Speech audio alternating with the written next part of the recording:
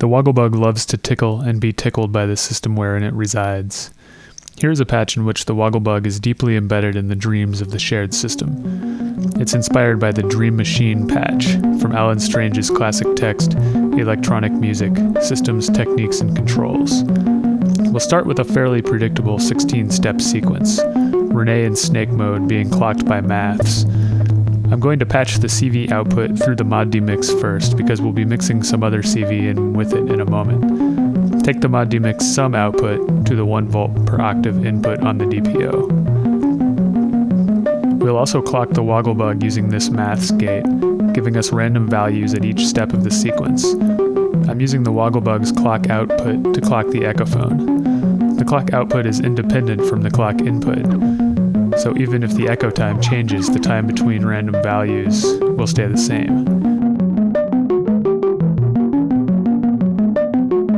Let's use the stepped random to modulate the fall parameter. This will give us random step lengths.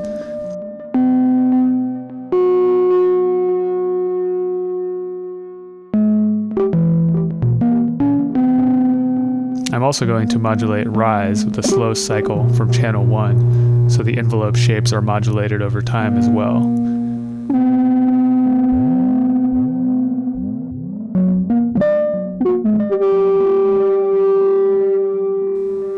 Now we'll add some animation to the final output with the mod bus, and we'll do some modulation of the index with the same stepped random voltage.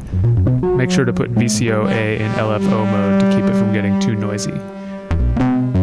I'm also going to let the smooth random do some amplitude modulation in series with the envelope.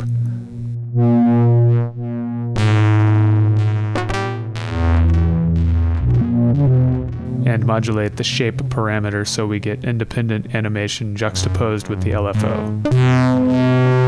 Now we'll start to modulate the pitch randomly as well, taking the Woggle CV and putting it in the other channel of the mod-demix and bringing it in slowly.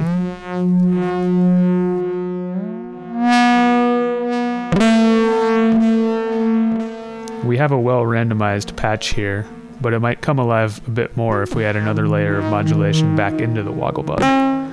Namely, I'm going to take this low-frequency sawtooth and put it in the influence jack, which will alter the output of the Woggle CV.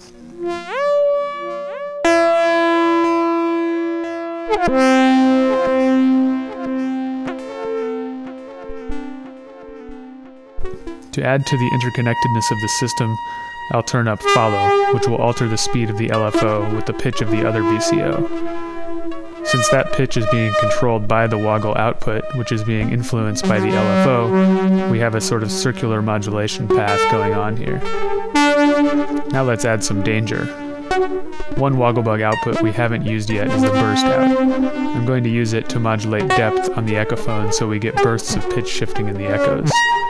That's not really dangerous though. We can walk on the edge a little more by stopping the cycle that runs this sequence and depending on the burst output to engage it. As long as the LFO is running into influence, it probably won't stop forever, but we will get periods of less activity giving some breath to the system we have created.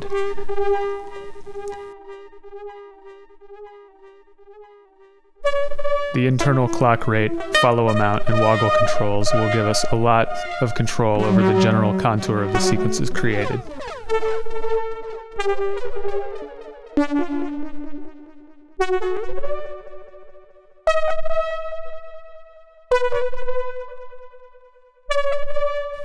The tuned voltages from pressure points give us the option of varying the Woggle's pitch modulation by hand.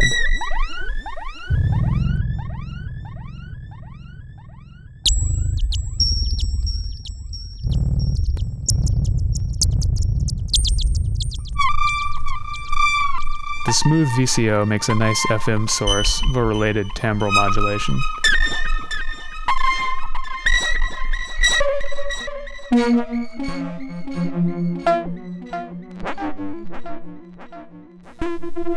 The ring mod out provides modulation between feedback paths on the echophone.